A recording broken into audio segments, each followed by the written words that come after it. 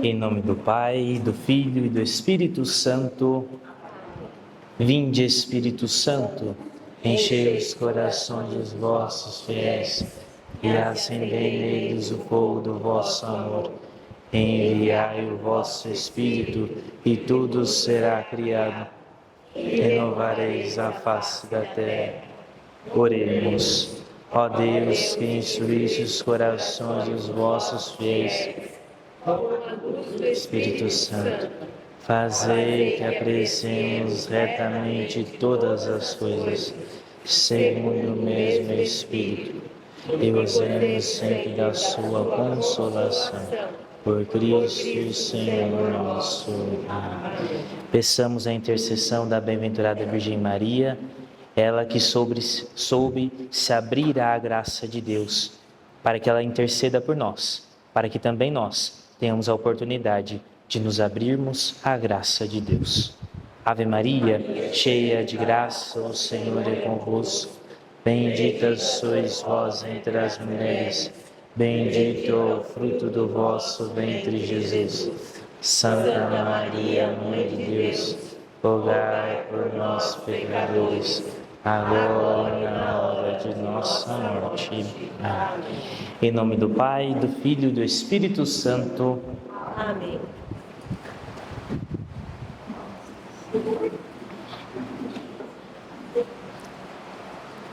Boa tarde. Eu acho que a chuva do mês passado até espantou o povo. Hoje nós estamos em dois modos, o modo presencial e o modo gravado. O pessoal que está trabalhando lá no Querigma Quaresmal pediram para gravar para eles poderem assistir depois. Então não se acostumem não, tá? Esse negócio de gravar me trava, por isso que eu evito ao máximo.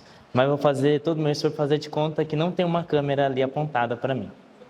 Graças ao bom Deus eu não fui padre no período da pandemia, fui pós-pandemia. Então não precisei passar por isso. Bom, vamos lá. Então, continuando, nós voltamos no parágrafo 94 do Catecismo. O crescimento na compreensão da fé. Graças à assistência do Espírito Santo, a compreensão tanto das realidades como das palavras do depósito da fé pode crescer na vida da igreja. Lembram que eu até utilizava aquela figura que a Sagrada Escritura é como se fosse um baú onde nós conseguimos encontrar cada vez mais a verdade revelada de Cristo para nós, que se atualiza cada vez mais. A tradição é a mesma coisa. E aí é preciso lembrar, quem é o autor das Sagradas Escrituras? O Espírito Santo. Quem é o autor da Sagrada Tradição? O Espírito Santo. Quem habita na igreja? O Espírito Santo. Quem nos ajuda a interpretar melhor tudo isso? O Espírito Santo. Pela contemplação e estudo dos que creem, os quais as meditam em seu coração, é em especial a pesquisa teológica que aprofunda o conhecimento da verdade revelada. Pela íntima compreensão que os fiéis desfrutam das coisas espirituais, divina eloquia, eu não vou pronunciar como sei latim. As palavras divinas crescem com o leitor. À medida então que a teologia vai se debruçando diante das Sagradas Escrituras, diante da tradição, diante também do magistério, com a luz do Espírito Santo, essa verdade é atualizada para nós. Pela pregação daqueles com a sucessão episcopal receberam o carisma seguro da verdade. 95. Esse parágrafo conclusivo é importante. Fica, portanto, claro que, segundo o sapientíssimo plano divino, a sagrada tradição, a sagrada escritura e o magistério da igreja estão de tal modo entrelaçados e unidos que um não tem consistência sem os outros, e que juntos, cada qual a seu modo, sob a ação do mesmo Espírito Santo, contribuem eficazmente para a salvação das almas. Ponto. Concluí então esse artigo 2º, que é intitulada A Transmissão da Revelação Divina. Então, a revelação divina é transmitida pelas Sagradas Escrituras, pela Sagrada Tradição e também pelo Magistério, sempre o autor, o Espírito Santo. Tranquilo? Artigo 3º. A Sagrada Escritura. Cristo, palavra única da Sagrada Escritura. Na condescendência de sua bondade, Deus, para revelar-se aos homens, fala-lhes em palavras humanas. Parem aí. Eu tinha um professor de Bíblia muito sábio, muito brincalhão, mas muito sábio, Padre Romeu. Padre Romeu sempre dizia nas suas aulas de Bíblia: lembrem-se sempre, a Sagrada Escritura, ela é revelação de Deus, mas em palavras humanas. A revelação de Deus, ela é perfeita. A palavra humana é limitada. Ele sempre repetia isso. Toda a disciplina que ele lecionava, ele sempre repetia: a palavra de Deus é palavra de Deus, mas em palavra humana. Portanto, limitada por conta da nossa limitação. Com efeito, as palavras de Deus, expressas por línguas humanas, fizeram-se semelhantes à linguagem humana, tal como outrora o Verbo do Pai Eterno, havendo assumido a carne da fraqueza humana, se fez semelhante aos homens. Por meio de todas as palavras da Sagrada Escritura, Deus pronuncia uma só palavra, um só verbo, seu verbo único, no qual se expressa por inteiro. E isso é bonito porque é expresso até na liturgia das missas e de outras celebrações. Quando o leitor termina de proclamar, o que ele fala? Palavra do Senhor ou palavras do Senhor? Palavra no singular. É palavra do Senhor, palavra da salvação. Porque embora na nossa linguagem humana é uma única palavra de Deus, da mesma forma que é uma só palavra encarnada, Jesus Cristo. Lembrai-vos que é uma mesma a palavra de Deus que está presente em todas as Escrituras, que é o mesmo verbo que ressoa na boca de todos os escritores sagrados. Ele, que sendo no início Deus junto de Deus, não tem necessidade de sílabas, por não estar submetido ao tempo. Isso quem diz para nós é Santo Agostinho. Por este motivo, a Igreja sempre venerou as divinas Escrituras, como venera também o corpo do Senhor. Ela não cessa de apresentar aos fiéis o pão da vida tomado da mesa da palavra de Deus e do corpo de Cristo. Até, já disse acho que isso em uma homilia, uma outra formação, quem autentica a Eucaristia? A Escritura. A Escritura que vai autenticar então a Sagrada Eucaristia. Na Sagrada Escritura, a Igreja encontra incessantemente seu alimento e sua força, pois nela não acolhe somente uma palavra humana, mas o que ela é realmente, a palavra de Deus. Com efeito, nos livros sagrados, o Pai que está nos céus vem carinhosamente ao encontro de seus filhos e com eles fala. Lembra lá naquela primeira catequese? Deus escolhe vir ao nosso encontro? Então, através das Sagradas Escrituras, Deus fala ao povo de Deus. Quem for à missa, e todos vão à missa esse domingo, presta bem atenção na primeira leitura. Deus que se revela a Moisés. É Deus que fala. É Deus que fala. Ele não se apresenta, é a sarça que se queima e não se consome. Mas o anjo do Senhor fala, ou seja, é o próprio Senhor que fala a nós. E isso não acontece só com Moisés, mas acontece ao longo das Sagradas Escrituras inteiras. Inspiração e verdade da Sagrada Escritura. Até aqui alguma pergunta? Beleza. Inspiração e verdade da Sagrada Escritura. Deus é o autor da Sagrada Escritura. Ponto. O autor da Sagrada Escritura é Mateus? Não. É João? Não. É Lucas? Não. É Isaías? Não. O autor das Sagradas Escrituras é Deus.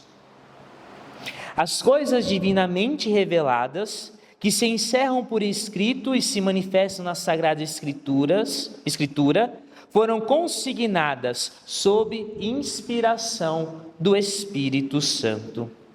A Santa Mãe Igreja, segundo a fé apostólica, tem como sagrados e canônicos os livros completos, tanto do Antigo como do Novo Testamento, com todas as suas partes, porque escritos sob a inspiração do Espírito Santo, eles têm Deus como autor e nessa sua qualidade foram confiados à própria Igreja.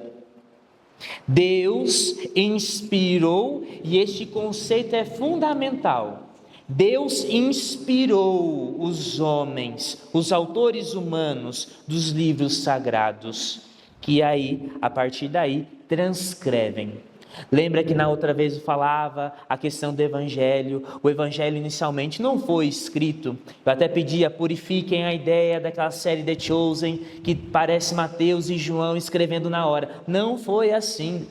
Inicialmente o Evangelho foi transmitido oralmente. Depois de um tempo, com medo de se perder aqueles relatos, é que então o autor sagrado reúne aquelas pessoas que fizeram a experiência, transcreve e transmite então a Sagrada Escritura, de modo particular o Evangelho. Mas é Deus quem inspira e utiliza daquela pessoa para transcrever então a Sagrada Escritura. E é bonito perceber nas Sagradas Escrituras inteira. O texto, ele é um texto não formado por uma única pessoa.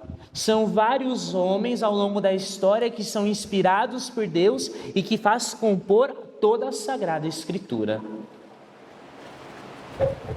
Na redação dos livros sagrados, Deus escolheu homens, dos quais se serviu, fazendo-os usar suas próprias faculdades e capacidades, a fim de que, agindo Ele próprio neles e por meio deles, escrevessem como verdadeiros autores tudo e só aquilo que Ele próprio queria, que Deus mesmo queria. Os livros inspirados ensinam a verdade. Portanto, já que tudo que os autores inspirados, os hagiógrafos, afirmam, deve ser tido como afirmação pelo Espírito Santo. Deve-se professar que os livros da Escritura ensinam com certeza, fielmente e sem erro, a verdade que Deus, em vista de nossa salvação, quis fosse consignada nas Sagradas Escrituras. Então, aquilo que nós conhecemos é a verdade, porque é a plena revelação de Deus que inspirou uma pessoa que transcreveu algum livro na Sagrada Escritura.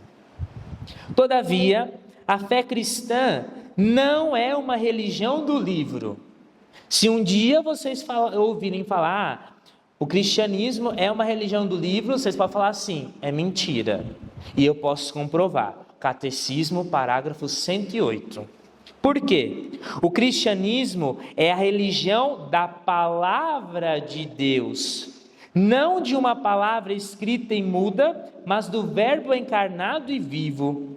Para que as escrituras não permaneçam letra morta, é preciso que Cristo, palavra eterna de Deus vivo, pelo Espírito Santo, nos abra o Espírito à compreensão das Escrituras. Então, não somos uma religião do livro, somos uma religião da palavra de Deus. Tem diferença. Terceiro, o Espírito Santo, intérprete da Escritura. Na Sagrada Escritura, Deus fala ao homem à maneira dos homens, utilizando então a linguagem humana. Para bem interpretar a Escritura, é preciso, portanto, estar atento àquilo que os autores humanos quiseram realmente afirmar e àquilo que Deus quis manifestar-nos pelas palavras deles. Daí a necessidade sempre de entender o contexto. Vocês com certeza já ouviram de algum padre dizendo assim: não caiam da tentação de falar, vamos ver o que Deus revela para mim. E ler. Não. As Sagradas Escrituras, ela precisa ser lida e entendida como um todo. Porque ela não vai se contradizer, ela transmite uma verdade. Então não há meia verdade, não há falsidade. Então é preciso entender o contexto todo, da mesma forma que é preciso entender a época em que foi escrito, a época em que foi transmitido, para quem aquele autor daquele livro quis transmitir a Escritura. Vou usar o clássico, os Evangelhos. Se nós compararmos, e aí pode ser até um exercício de casa para vocês, se vocês compararem os 4 relatos da ressurreição, nenhum é igual ao outro. O dado é igual. Cristo revelou. Mas para um, quando Jesus ressuscita, ele se revela somente a Maria Madalena. A outro, há mais algumas mulheres. A outro são 2 anjos. A outro é um jardineiro que fala, e por aí vai. Isso não significa que o fato não aconteceu, porque o fato é essencial. A ressurreição é transmitida pelos 4. Mas é preciso entender, quando o autor quis juntar os relatos, ele escreveu para um público específico. Mateus escreveu para o povo judeu, então ele vai usar a linguagem judaica, ele vai usar o que Moisés viveu como referência para o povo judeu crer em Jesus Cristo. Marcos vai escrever para o povo pagão, para quem não tinha religião judaica. Então Marcos vai ser mais simples. Marcos não vai se apegar à lei. Marcos vai ser da forma mais simples possível. Lucas vai escrever para um outro povo. João vai escrever para um outro povo. Todos a fim de anunciar o Evangelho, a fim de mostrar que Jesus é o Filho de Deus, que Jesus é o Salvador, que Jesus é o Cristo, é o Messias, e por aí vai. Cada um ao seu modo, com a mesma verdade, com a mesma revelação. Escandalizo falando isso? Não, então beleza. Por isso que o senhor fala para coisa da Bíblia, começar pelos evangelhos de Marcos? Por isso que eu falo, porque embora ele seja o segundo evangelista, na ordem canônica, hoje os estudos comprovam que o primeiro a juntar os relatos foi Marcos. E aí é preciso lembrar, quem foi Marcos? Marcos foi discípulo de São Pedro. Então Marcos, que acompanha São Pedro, é ele então que vai dar esse pontapé inicial de juntar os relatos. Então é ele que tem o menor número de capítulos, é o mais simples. Então por isso que eu falo, quando começar a ler os evangelhos, se possível, começa lendo Marcos, que é o mais simples e fácil de se entender. Aí depois, Mateus e Lucas vão fazer a mesma coisa e eles vão beber também da fonte de Marcos. E aí tem alguns relatos que são semelhantes aos 3 ou aos 4 evangelistas. O único que é o diferentão da turma é João. João, não sei da onde ele tirou tanta inspiração por usar tantos símbolos, mas que é uma forma própria e é canonicamente inspiração de Deus. É Deus mesmo que inspirou São João, do jeito dele. Aonde que eu parei? No 101. 110? Ok, obrigado. Para descobrir a intenção dos autores sagrados, há que se levar em conta as condições da época e da cultura deles, os gêneros literários em uso naquele tempo, os modos então correntes de sentir, falar e narrar. Nós temos vários modos literários nas Sagradas Escrituras. Tem o narrativo, o poético, o apocalíptico e por aí vai. Cada um conforme a época em que Deus inspirou. Pois a verdade é apresentada e expressa de maneiras diferentes no texto, que são de vários modos históricos, ou proféticos, ou poéticos, ou nos demais gêneros de expressão. Mas já que a Sagrada Escritura é inspirada, há outro princípio na interpretação correta, não menos importante que o anterior, e sem o qual a Escritura permaneceria letra morta. Abre aspas. A Sagrada Escritura deve também ser lida e interpretada com a ajuda daquele mesmo Espírito em que foi escrita. Nada melhor do que compreender uma obra junto com o autor. Se o Espírito Santo é o autor das Sagradas Escrituras, nada melhor do que começar antes de ler, de estudar, de invocar a ação do Espírito Santo. O Concílio Vaticano II indica 3 critérios para a interpretação da Escritura conforme o Espírito que a inspirou. Primeiro, prestar muita atenção ao conteúdo e à unidade da Escritura inteira, o que eu dizia já anteriormente. Pois, por mais diferentes que sejam os livros que a compõem, a Escritura é una em razão da unidade do projeto de Deus, do qual Cristo Jesus é o centro e o coração aberto depois de sua Páscoa. O coração de Cristo designa a Sagrada Escritura, que dá a conhecer o coração de Cristo. O coração estava fechado antes da paixão, pois a Escritura era obscura. Mas a Escritura foi aberta após a paixão, pois os que a partir daí têm a compreensão dela, consideram e discernem de que maneira as profecias devem ser interpretadas. Segundo, ler a Escritura dentro da tradição viva da Igreja inteira. Consoante um adágio dos padres, a Sagrada Escritura está escrita mais no coração da Igreja do que nos instrumentos materiais. Com efeito, a Igreja leva em sua tradição a memória viva da Palavra de Deus, e é o Espírito Santo que lhe dá a interpretação espiritual da Escritura, segundo o sentido espiritual que o Espírito dá à Igreja. Então, a tradição também é para nós uma fonte para lermos a Sagrada Escritura. Terceiro, estar atento à analogia da fé. Por analogia da fé, entendemos a coesão das verdades da fé entre si e no projeto total da revelação, ou seja, a Escritura não se contradiz. A Igreja, ela vai apresentar para nós muitas formas de interpretar a Sagrada Escritura.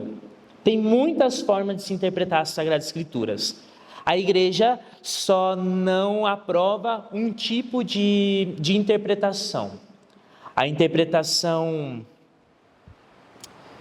letra pela letra, como que é mesmo? Fundamentalista. A Igreja não concorda com a interpretação fundamentalista. Tem várias interpretações, existem várias ferramentas para nós interpretarmos as Sagradas Escrituras, exceto a fundamentalista. Nós não lemos a letra pela letra. Ok? Beleza. Continuando. Os sentidos da Escritura. Segundo uma antiga tradição, podemos distinguir dois sentidos da Escritura: o sentido literal e o sentido espiritual, sendo este último subdividido em sentido alegórico, moral e anagógico. A concordância profunda entre os quatro sentidos garante toda a sua riqueza à leitura viva da Escritura da Igreja. Eu vou ler os 4 pontos aqui, mas para mim a conclusão é o que facilita mais. O sentido literal é o sentido significado pelas palavras da Escritura e descoberto pela exegese que segue as regras da correta interpretação. Todos os sentidos da Sagrada Escritura devem estar fundados no literal. O sentido espiritual, graças à unidade do projeto de Deus, não somente o texto da Escritura, mas também as realidades, os acontecimentos de que ela fala, podem ser sinais. O sentido alegórico. Podemos adquirir uma compreensão mais profunda dos acontecimentos, reconhecendo a significação deles em Cristo. Assim, a travessia do Mar Vermelho é um sinal da vitória de Cristo e também do batismo. O sentido moral. Os acontecimentos relatados na Escritura devem conduzir-nos a um justo agir. Eles foram escritos para nossa instrução. O sentido anagógico. Podemos ver realidades e acontecimentos em sua significação eterna, conduzindo-nos, em grego, anagogé, à nossa pátria. Assim, a igreja na terra é sinal de Jerusalém celeste. Conclusão. Um dístico medieval resume a significação dos 4 sentidos. A letra ensina o que aconteceu. A alegoria, o que deves crer. A moral, o que deves fazer. A anagogia, para onde deves caminhar. Para mim é muito mais fácil essas 2 frasezinhas do que toda essa explicação. Então grava, se quiser gravar, grava isso. A letra ensina o que aconteceu. A alegoria, o que nós devemos crer. A moral, o que nós devemos fazer. E a anagogia, para onde devemos caminhar. Pronto, tudo isso está dentro da Sagrada Escritura. E aí já vou, vou falar mais para frente, mas acho que é bom já antecipar 2 coisas. Aqui no número 1 foi falar assim, a travessia do Mar Vermelho é um sinal da vitória de Cristo e também do batismo. Nós devemos ler o Antigo Testamento tendo em vista a ação de Cristo. Uma analogia. Da mesma forma que João Batista preparou o caminho para Jesus, o Antigo Testamento prepara o caminho para Jesus. E em Jesus todas as profecias se cumprem. Acho que agora na Semana Santa que nós vamos ouvir assim, né? Que em Cristo nós ouvimos, em Cristo se cumpre, para se cumprir as Sagradas Escrituras, Jesus diz: tenho sede. Para se cumprir as Sagradas Escrituras, Jesus fala isso. Ou seja, Jesus é a plena revelação. E o Antigo Testamento então prepara, Deus vai se revelando ao povo e vai preparando o povo. Mesmo que o povo é um povo de cabeça dura e como nós, que não entende muito bem, porque eles conheciam o Antigo Testamento e esperavam o Messias político, os discípulos esperavam isso. O povo judeu esperava isso, esperava um Jesus político. Por isso, Senhor, me dá um lugar à sua direita, à sua esquerda. Eles esperavam política, não esperavam o evangelho, não. Mas Jesus cumpre plenamente o Antigo Testamento. Por isso que nós não excluímos o Antigo Testamento, nós continuamos lendo. E mais ainda, o Antigo Testamento prepara o Novo Testamento. E o Novo Testamento revela aquilo que está escondido no Antigo Testamento. Então, a partir de Jesus, quando a gente olha para o Antigo Testamento, aquilo que nós não percebíamos antes, nós encontramos sentido e significado. Então, o Antigo Testamento prepara o Novo, e o Novo Testamento revela aquilo que estava escondido no Antigo Testamento. E eu ia falar outra coisa. Lembrei. Vocês muito provavelmente já ouviram falar assim dos evangelhos apócrifos. O que é isso? Existe o Evangelho segundo Maria, existe o Evangelho segundo Tiago, mas que não foram considerados de divina revelação, de divina inspiração. Por quê? Lá naqueles textos tinham coisas que contradiziam os 4 evangelhos ou as Sagradas Escrituras.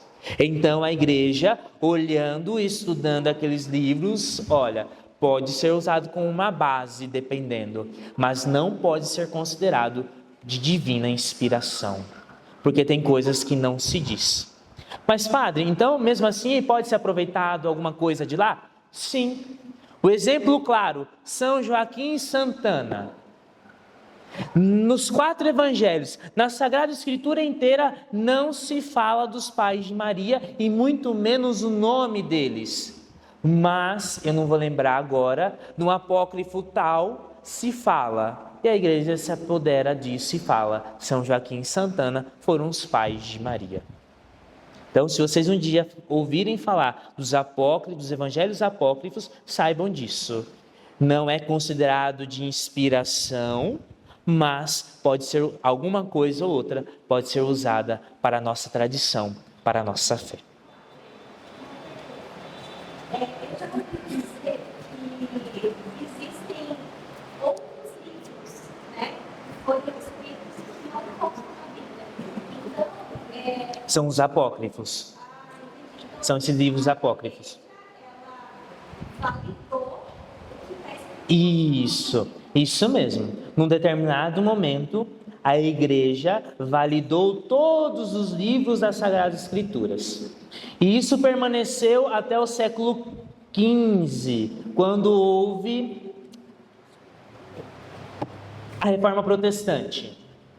Na Reforma Protestante, Martinho Lutero coloca em xeque 7 livros do Antigo Testamento. É engraçado, não é nem do Novo, do Antigo Testamento.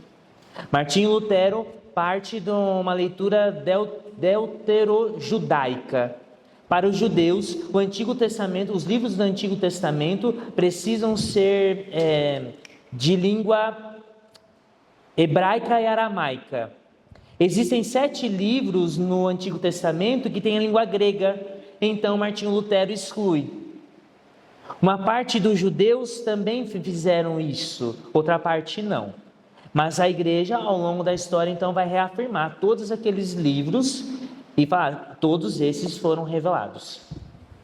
Até mesmo o Novo Testamento, que os nossos irmãos protestantes usam, quem autenticou? A Igreja Católica. E eles continuam, então.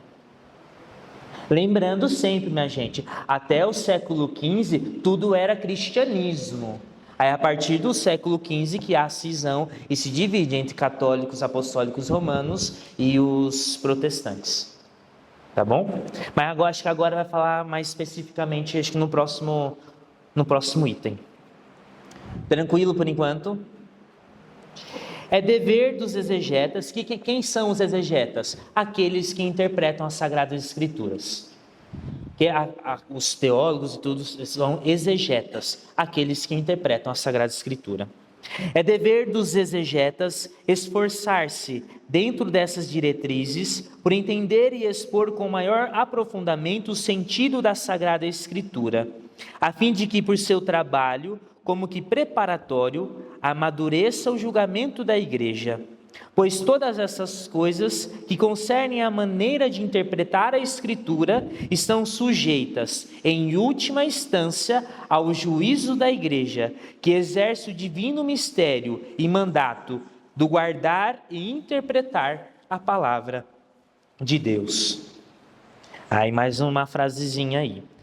Eu não creria no Evangelho se a isso não me levasse a autoridade da Igreja Católica.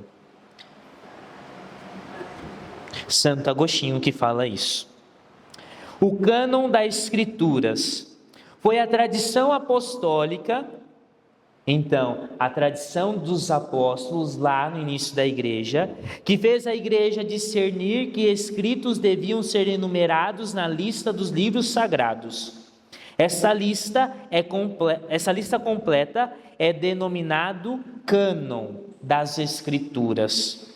Ela comporta 46 livros escritos para o Antigo Testamento e 27 para o Novo.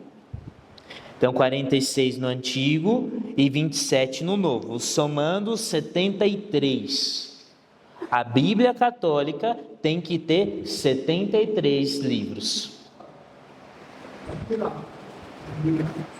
Tem um parênteses aí, 45 se contarmos Jeremias com Lamentações juntos, mas nas Bíblias atuais já estão separados. Então, hoje em dia, acho que vai ser raridade o senhor encontrar uma Bíblia que juntou Jeremias e Lamentações. Aí tem a lista aí dos livros que fazem parte do cânon da Escritura. Eu vou destacar os 7 que não tem na Escritura dos nossos irmãos protestantes. Tobias, Judite,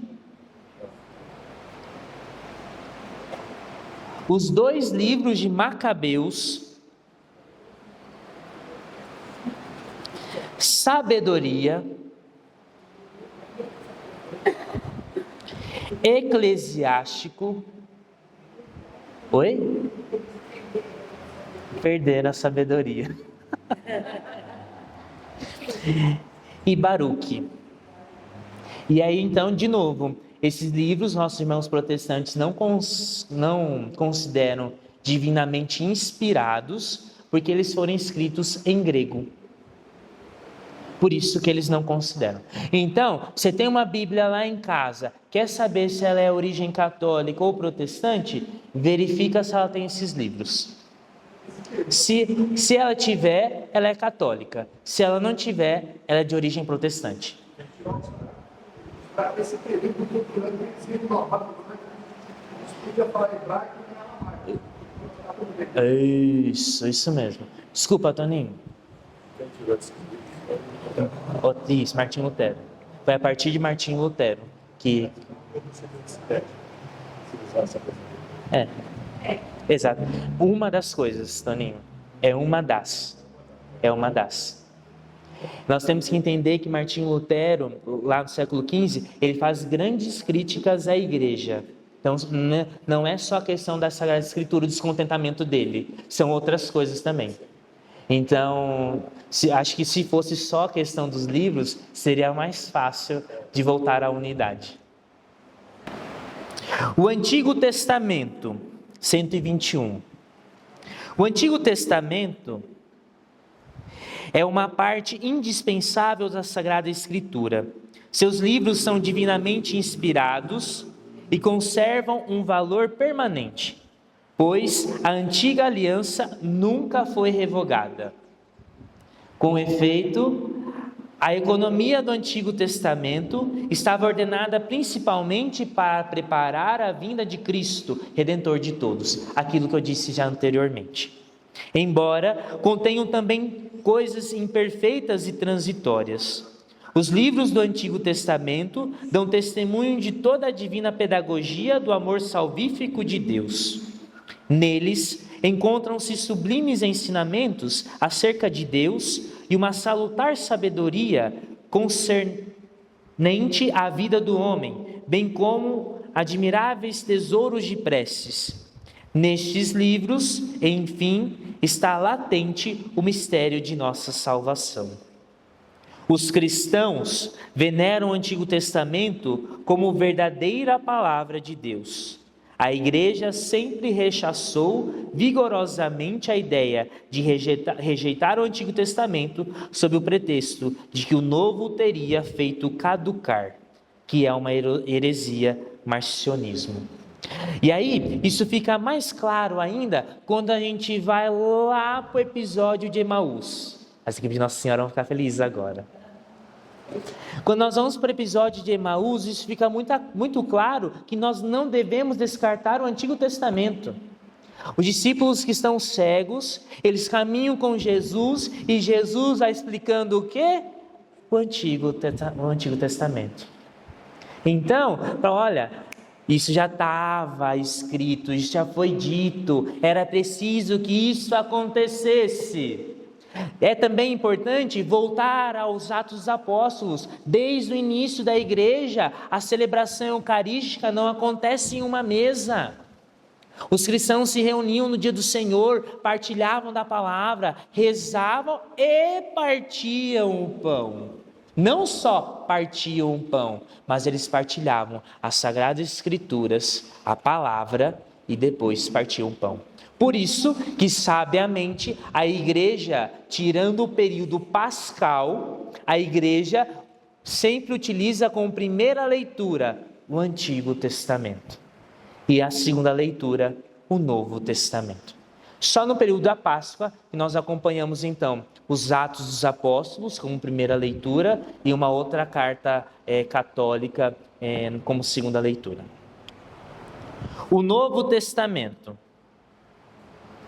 A palavra de Deus, que é força de Deus para a salvação de todo crente, é apresentada e manifesta seu vigor de modo eminente nos escritos do Novo Testamento. Estes escritos fornecem-nos a verdade definitiva da revelação divina.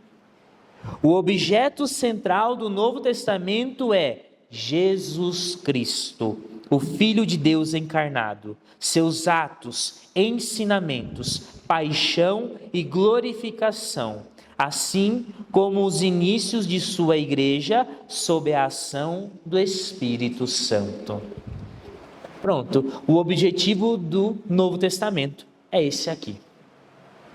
Os evangelhos são o coração de todas as Escrituras, uma vez que constituem o principal testemunho da vida e da doutrina do Verbo encarnado, nosso Salvador. Na formação dos evangelhos, podem distinguir 3 etapas: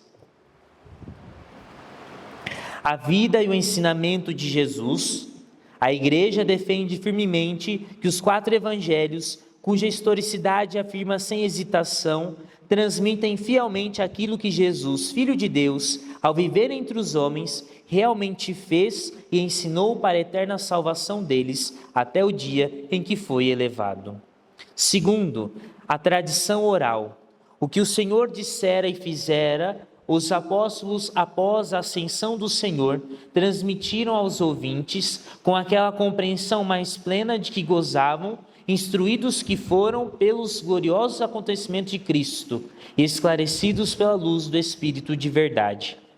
Os evangelhos escritos. Os autores sagrados escreveram os 4 evangelhos, escolhendo certas coisas das muitas transmitidas oralmente ou já por escrito, fazendo síntese de outras ou explanando-as com vistas à situação das igrejas, conservando, enfim, a forma de pregação, sempre de maneira a transmitir-nos a respeito de Jesus, coisas verdadeiras e sinceras. O Evangelho quadriforme ocupa na igreja um lugar único, como atestam a veneração que lhe tributa a liturgia e o atrativo incomparável que desde sempre tem exercido sobre os santos. E aí vamos lá. Segundo Santa Cesária, não existe nenhuma doutrina que seja melhor, mais preciosa e mais esplêndida que o texto do Evangelho.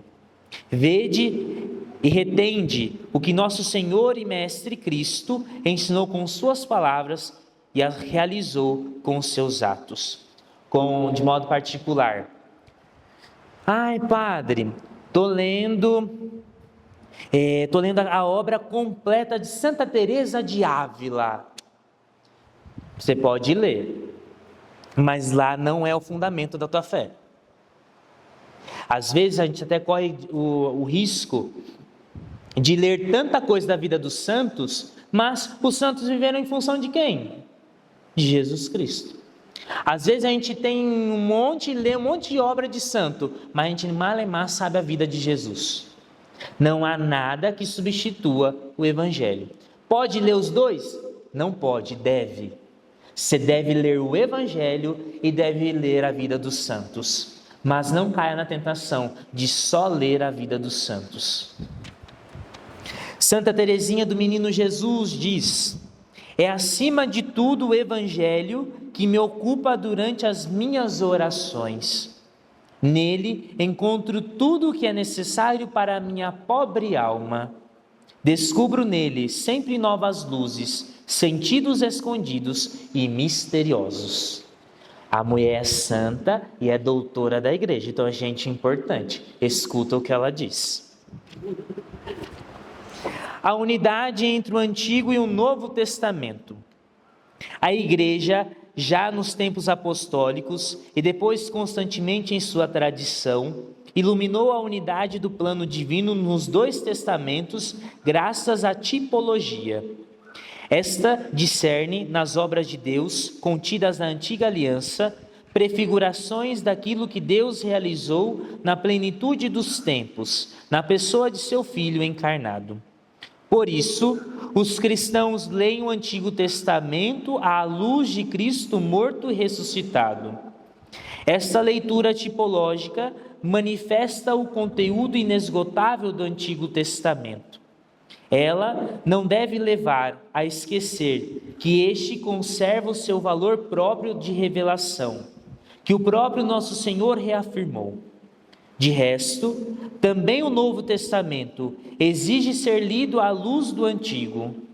A catequese cristã primitiva recorre constantemente a ele.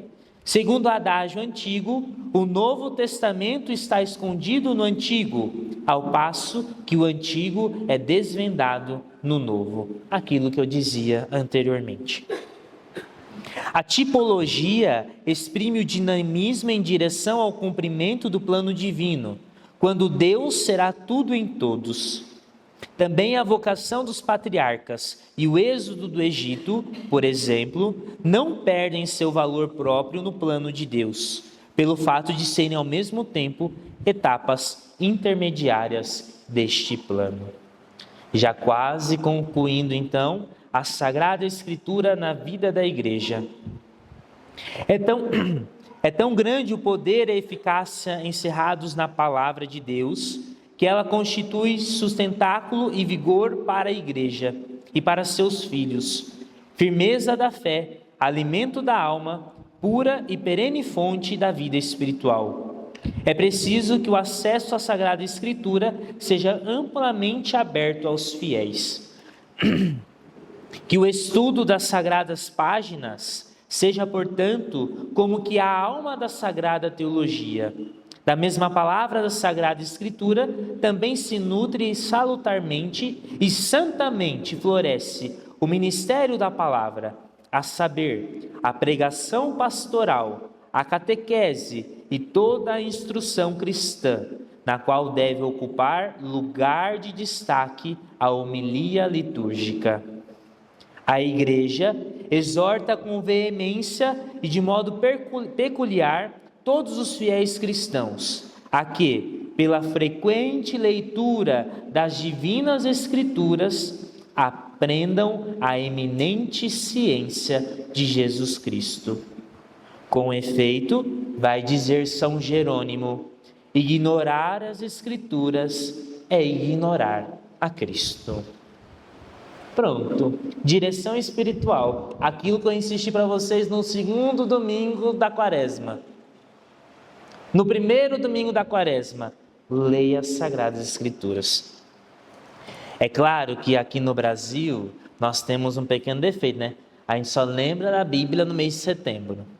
E muitas vezes a gente lembra até erroneamente. Às vezes a gente lembra para entrar, mas ninguém lê. O que adianta entrar lá com dança, com fita, com não sei o quê, e a Bíblia continuar pegando poeira? Não adianta nada.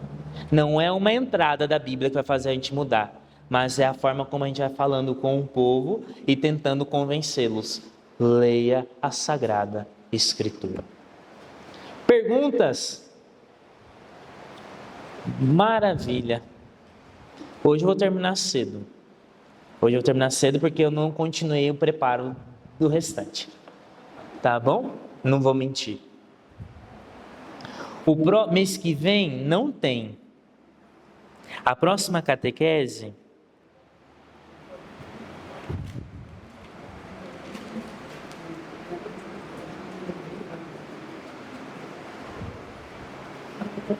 31 de maio. Próxima catequese 31 de maio. Mas, padre, por quê? Abril, Semana Santa atribulada. E maio, que é mês de noiva, o povo está tudo querendo casar. Então eu não consigo estar aqui. Então o único dia vai ser 31 de maio. Então é o nosso próximo encontro. Obrigado pela presença de vocês. Vamos pedir a intercessão dos santos anjos da guarda que nos concedam um bom retorno às nossas casas. Santo anjo do Senhor, meu zeloso e guardador, se a ti me confiou, a piedade divina sempre me rege, me guarde, me governe, me ilumine. Amém. O Senhor esteja convosco. Por intercessão dos santos anjos da guarda, desça sobre vós e permaneça para sempre a bênção de Deus Todo-Poderoso, Pai e Filho, Espírito Santo. E de em paz o Senhor vos acompanhe. Obrigado pela presença.